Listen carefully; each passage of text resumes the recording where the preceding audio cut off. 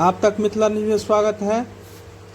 और आज दिनांक 16/3/2024 को मधुबनी थाना मोड़ के पास चेकिंग अभियान चलाया गया, जिसमें आप देख सकते हैं जिसके पास हेलमेट नहीं है उन लोगों को पकड़ा जा रहा है और उसको चालान काटा जा रहा है। आप लोग देख सकते हैं। इसलिए आप जब ही बाइक चलाते हैं तब हेलमेट करके उसके बाद ही चले, अन्यथा आपको फाइन मारा जाएगा। और गाड़ी का ड्राइविंग लाइसेंस होना अनिवार्य है, और गाड़ी का प्रदूषण भी होना अनिवार्य है, और गाड़ी का पेपर भी होना अनिवार्य है।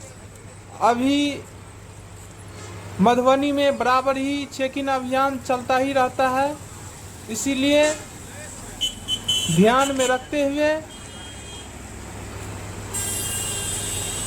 गाड़ी का पूरे डॉक्यूमेंट और हेलमेट और गाड़ी का ड्राइविंग लाइसेंस होना अनिवार्य है, नहीं तो आप पकड़े जाने पर आपको फाइन किया जाएगा।